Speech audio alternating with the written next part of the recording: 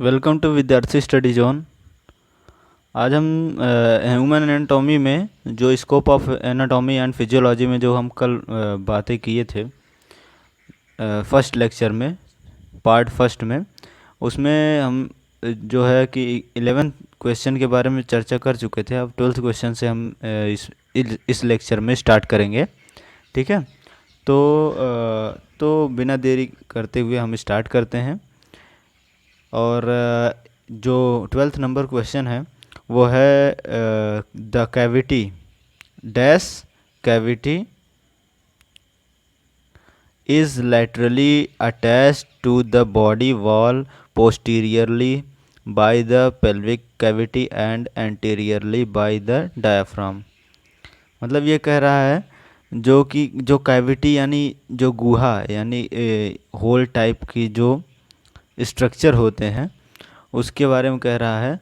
Laterally attached to the body wall, body wall यानी शरीर की किसी दीवार से पार्श्व यानी लैटरली यानी कि किनारे किनारे से जुड़ी रहती है।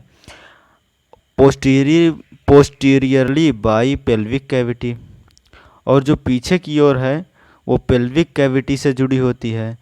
एंड जो एंटीरियरली है, एंटीरियर वाला पार्ट है, ऊपर वाला पार्ट है, आगे वाला पार्ट जिसे बोल सकते हैं, वो जो है डायफ्राम से जुड़ा हुआ है।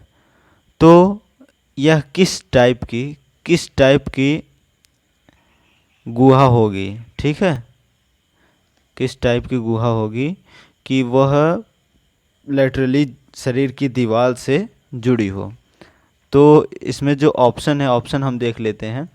ए है पेल्विक, बी है डॉर्सल, सी है एब्डोमिनल एंड डी है cranial.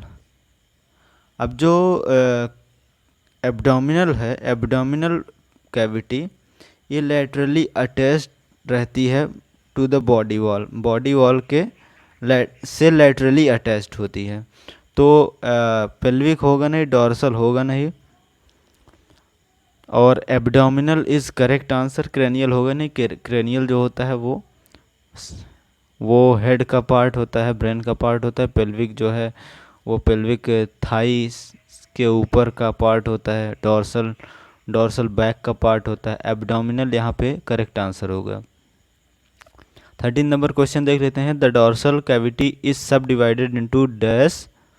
The dorsal cavity, abdominal इसमें सही हो गया। द डॉर्सल कैविटी इज सब divided into dash and dash cavity. ठीक है, डॉर्सल कैविटी जो होती है वो सब डिवाइडेड इनटू किन में डिवाइड होती है? सब डिवाइड यानी डिवाइड के बाद भी एक डिवाइडेशन होती है, उसे सब डिवाइड बोलते हैं। तो सब डिवाइड होती है किस कैविटी में? डॉर्सल कैविटी सब divided into dash and dash cavity. किन किन दो कैविटी में डॉर्सल कैविटी डिवाइड होती है? तो ऑप्शन देख लेते हैं। ए ऑप्शन है cranial and medial, and B option है spinal and thoracic, C option है abdominal and pelvic, D option है क्रेनियल एंड स्पाइनल।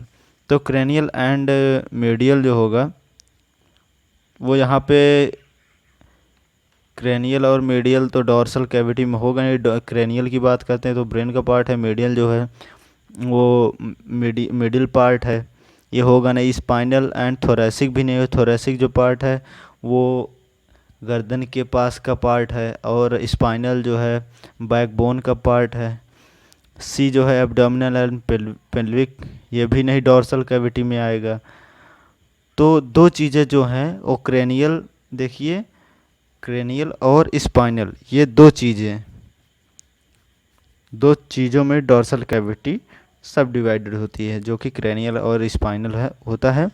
ये करेक्ट आंसर है। ठीक है, 14 नंबर क्वेश्चन पे देख लेते हैं। During the dash cell utilise energy to synthesise complex biomolecules and perform other biological functions.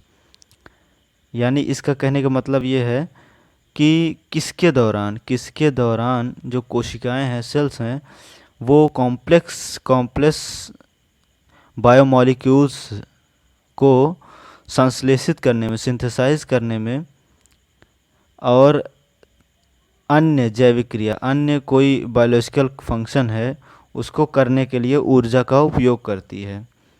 यानी ये कह रहा है कि किसके दौरान जो कोशिकाएं हैं वो एनर्जी का संश्लेषण करती हैं, सिंथेसाइज करती हैं यानी बनाती हैं कॉम्प्लेक्स बायोमोलिक्यूल्स से और perform the other biological function, और उसी एनर्जी से अदर बायोलॉजिकल फंक्शन को भी कंप्लीट करती हैं, परफॉर्म करती हैं।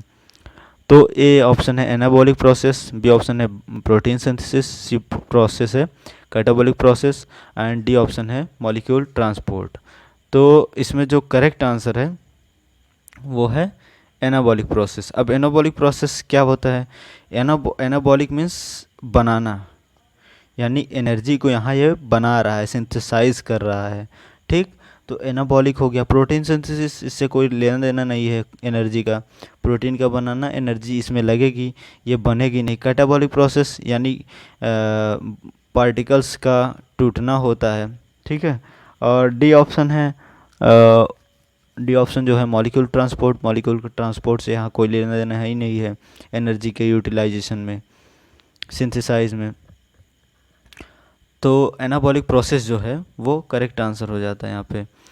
15th नंबर क्वेश्चन है the fluid mosaic model, the fluid mosaic model of the plasma membrane was given by. Fluid mosaic model किसने दिया? प्लाज्मा मेम्ब्रेन के सेल मेम्ब्रेन का जो फ्लूइड मोज़ेक मॉडल था वो किसने दिया था? 15th नंबर क्वेश्चन है। इसके ऑप्शन हम देख लेते हैं। ये ऑप्शन है एस जे सिंगर यानी Singer Nicolson, S J Singer, और बी ऑप्शन है G L Nicolson, C option है Theodore Schwann and D option है बोथ ए एंड बी। ठीक, अब जो यूनिट मेम्ब्रेन मॉडल था उसे रॉबर्टसन ने दिया था, और फ्लूइड मोज़ेक मॉडल जिन्होंने दिया था सिंगर एंड निकोलसन ने दिया था। तो यहाँ पे ए वाले ऑप्शन में हमें सिंगर दिया गया है, बी ऑप्शन में निकोलसन दिया गया है, तो डी वाला ऑप्शन देखिए क्या लिखा है, बोथ ए एंड बी, तो ये वाला आंसर करेक्ट हो जाता है। ठीक, फिर 16 number question, fluid mosaic model किसने दिया था प्लाज्मा मेम्ब्रेन का? फ्लूइड मोज़ेक मॉडल किसने दिया? Singer and Nicolson. ठीक, करेक्ट। 16 नंबर क्वेश्चन पे चलते हैं। Majority of the cell metabolism takes place within the, majority of the cell metabolism ज़्यादातर किस सेल के किस पार्ट में होता है?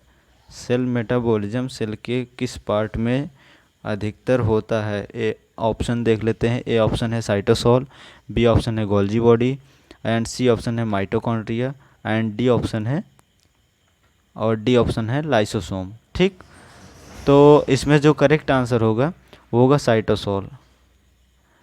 सेल मेटाबॉलिज्म मोस्टली साइटोसोल में ही होता है। गोल्जी बॉडी प्रोटीन सिंथेसिस में पार्टिसिपेट करता है, और माइटोकॉन्ड्रिया एनर्जी बनाने में। लाइसोसोम जो है वो सुसाइडल बैग है, यानी इसके पास जो यहाँ पे जो करेक्ट आंसर हो जाएगा वो होगा साइटोसोल। ठीक, 17 नंबर क्वेश्चन पे चलते हैं। Dash are also known as the power house of the cell, कोशिका के किस पार्ट को power house of the cell बोला जाता है? लाइसोसोम ए ऑप्शन है, इसको बोलते हैं suicidal bag. Mitochondria power house of the cell इसको बोलते हैं। राइबोसोम होगा नहीं, न्यूक्लियस होगा नहीं, power house of the cell mitochondria को कहा जाता है। ये करेक्ट आंसर हो जाता है।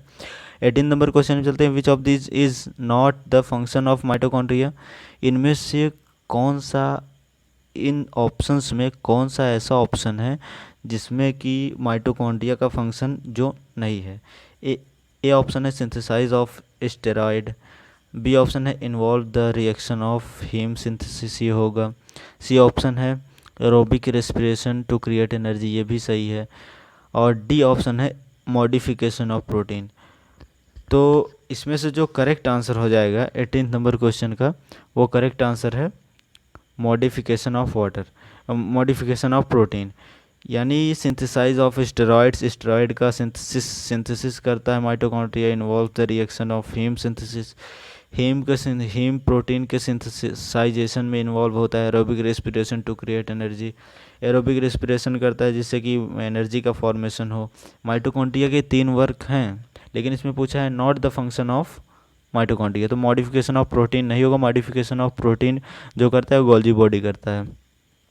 ठीक है, तो नेक्स्ट क्वेश्चन पे चलते हैं। द 19 नंबर क्वेश्चन पे, the formation of new cisternae take place on the, new cisternae किस जगह पे बनता है? जो नई सिस्टर्नी है वो किस जगह पे बनती है? तो नई सिस्टर्नी किस जगह पे बनती है? 19 नंबर क्वेश्चन है। ए ऑप्शन है cis Golgi network, B option है trans Golgi network, C option है मेडियल गोल्जी नेटवर्क, और डी ऑप्शन है ट्रांस गोल्जी। ठीक है, तो जो सिस गोल्जी नेटवर्क होता है यहाँ पे नई सिस्टर्नी का निर्माण होता है। Cis Golgi network is correct answer. ये सब इस जगह पे नई सिस्टर्नी का निर्माण नहीं होता। 20 नंबर 20 क्वेश्चन देख लेते हैं। Dash are generally known as suicidal bag, यहाँ बैग होना चाहिए, BAG, यहाँ पे बैग होना चाहिए, ये गलत है, सेक्स लिख उठा है, SACS। तो ए ऑप्शन इसमें दिए गए है माइटोकॉन्ड्रिया, बी ऑप्शन है राइबोसोम, सी ऑप्शन है लाइसोसोम, और डी ऑप्शन है गोल्जी बॉडी। हमने ऊपर बताया था, जो ऊपर के क्वेश्चन हैं उसमें बताया था लाइसोसोम सुसाइडल बैग कहा जाता है, तो lysosome correct answer. 21 number question चलते हैं। Most of the smooth and striated muscle consist of, ज़्यादातर जो स्मूथ और स्ट्रिएटेड मसल हैं वो किसकी बनी होती हैं?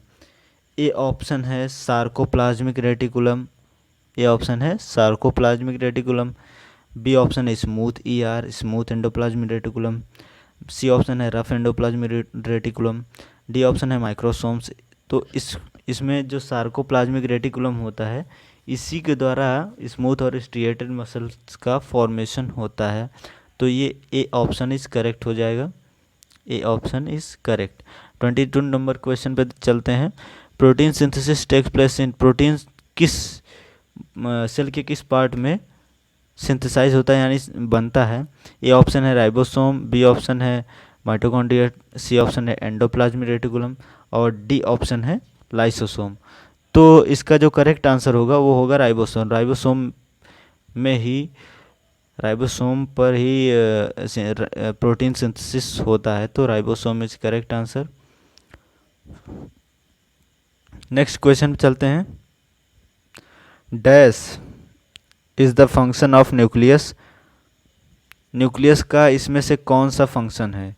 ए ऑप्शन है decompose the matured RBC, B option है control the cellular activities, C option है एक्टिवली पार्टिसिपेट्स इन एपोप्टोसिस, और डी ऑप्शन है control the neuro abnormal flow. तो डिकम्पोज ऑफ RBC होगा नहीं, RBC की जो मैच्योरेशन है उसको तोड़ना ये कार्य करता नहीं है न्यूक्लियस। और जो सेल्स हैं कंट्रोल द सेलुलर एक्टिविटीज़, तो यही जो करेक्ट आंसर होगा ये कंट्रोल द सेलुलर एक्टिविटीज़, क्योंकि न्यूक्लियस जो होता है पूरे सेल का एक मास्टरमाइंड होता है। जैसे हमारी बॉडी का मास्टरमाइंड जो है पिट्यूटरी ग्लैंड है,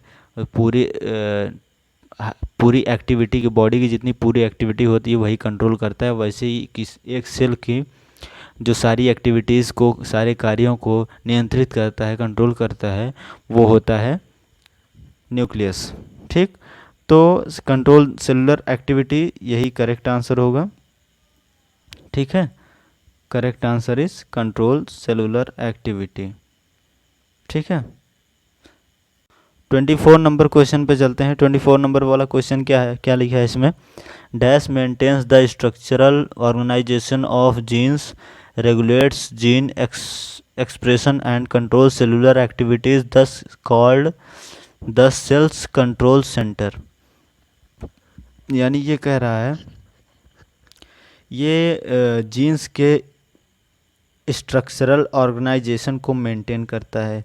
रेगुलेट्स जीन एक्सप्रेशन, जीन के एक्सप्रेशन को कैसा वो प्रभाव डालता है किसी भी ऑर्गेनिज्म पे, उसके एक्सप्रेशन को रेगुलेट करता है, नियंत्रित करता है। और एंड कंट्रोल सेलुलर एक्टिविटीज़, और सेलुलर एक्टिविटीज़ को कंट्रोल करता है। This called the cell control centre, इसलिए इसको कोशिका का कंट्रोल सेंटर भी कहते हैं, नियंत्रण केंद्र भी कहते हैं। आप पीछे पढ़ ही चुके हैं सेलुलर एक्टिविटी को कौन कंट्रोल करता है, वो होता है न्यूक्लियस। तो इसमें पहला ही ऑप्शन है वो न्यूक्लियस है।